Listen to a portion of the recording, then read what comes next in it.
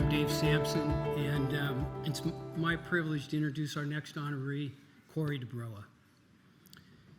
He's the great client whisperer. He sees the whole complex world simply and completely. He's the architect of many of the greatest communications programs of our time. He taught me that the opportunity created from adversity is where we make our greatest impact. He represents the high watermark in generosity, integrity, and humanity. He's my PR Sherpa, the guide I quietly ask myself in situations large and small, what would Corey do? He leads with grace, poise, and humility. These are just some of the words that people use to describe Corey. When we reflect on Corey's career journey, iconic leaders and storied companies spring to mind. Phil Knight at Nike, Howard Schultz at Starbucks, Mark Benioff at Salesforce, and now Sundar Pichai at Google. And while Corey's built a remarkable career, that's not what's most remarkable about him. Just like his late father, Corey is, at heart, a teacher. He's a coach. He's a mentor, not to a select few, but to countless people, including many of us in this room this evening. When people describe the qualities of Corey, they don't describe him just as a great communicator, though he's most certainly that. They describe an unselfish leader, a transformative thinker, a pioneer who's redefining what it means to lead in our profession at a time of great consequence and complexity. But it's not just our generation of communicators that Corey continues to influence. Corey's already shaping the next generation who will one day follow all of us. 6 years ago, Corey and his wife, Courtney, honored his father. They established the Michael T. duBrowa Memorial at their alma mater, the University of Oregon. The scholarship supports first-generation students with financial needs who are pursuing our craft of communications. Yes, Corey, anybody that knows him, he's a duck through and through. He bleeds green, and I think, tell me it's not true, Courtney, but I think he has webbed feet. The vision that Corey is building at Oregon is the signature of a generous human being, an unselfish and transformative leader, a leader who's creating mentorship at scale by paying forward the legacy of service instilled by his father. Corey, it's now been more than 25 years since our paths first crossed. And over the course of that time, I've had the great pleasure of watching your career soar.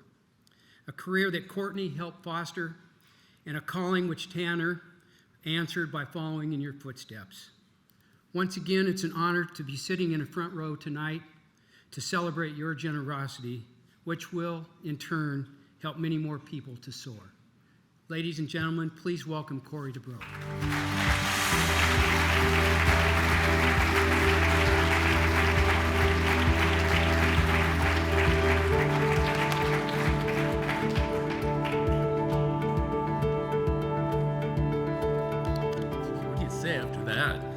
Other than I wish my mom were here so she could argue Dave off of some of those points, which I think she probably would do. Anyway, thank you, Dave. Thank you, Planck Center. Thank you, everybody, for being here this evening. What an amazing evening this is. It's hard to sort of take it all in, but I'm going to try to stick to the schedule because we were told we have a very specific time limit for these comments, so I want to kind of stick to that. So. I'm particularly touched to be accepting this award this evening when I think back on the mentors that helped me. There were many. I think all of us in this room, all of us in this profession, we're here because somebody helped us. And so there are too many to name. There are way too many. But I'm going to name a few just to make a point. And hopefully you'll see the point at the end. So the first great mentor who left an indelible mark on my life and my career is a gentleman who the Ducks in the room will recognize. His name is Willis Winter, the late, great Willis Winter. After I'd gotten into the journalism school at Oregon my junior year, I realized it wasn't going to happen for me financially. It just wasn't. But Dr. Winter helped connect me with scholarships. He helped connect me with my first internship. He helped steer me into my first career role. I mean, really, he was an extraordinary, extraordinary man. And so for me, Dr. Winter was the person who really opened the first door. He's the guy who I can immediately kind of locate as like, that's the kind of person that I would like to be when I grow into whatever shoes I'm going to grow into in this profession. And then there is the late Pam Edstrom and Melissa Wagner-Zorkin, the namesakes of the WeComms agency, Wagner Edstrom. Those two, yeah, you can give a shout. You alum, you people who know about those amazing women. Really, when I think back to my decade at Wagner Edstrom, I think to the toolbox that I use to this day. It was literally sort of the alpha to the zeta of my experience as a communicator, and they helped open the next door for me. All the possibilities that came after, I can really put at the feet of both of those two women and all of the experiences that we had during the 10 years that I was there. The last person that I'll call out, not the least person by any stretch, is my dear friend and counselor, the late Jay Porter.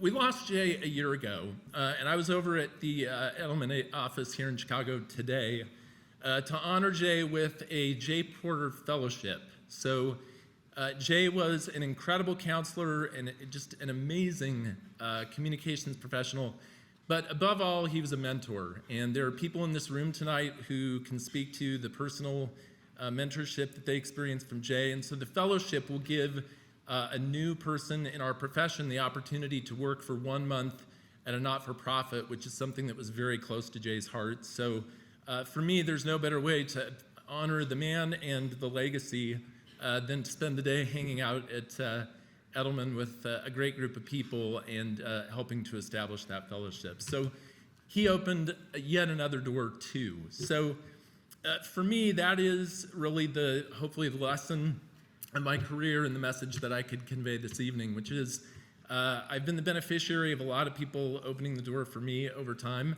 And it's great to be able to take stock this evening and say, what door are you opening for someone else? I think that's a nice lesson to be able to take home. The last person that I would like to thank this evening is my wife, Courtney, if she'll stand.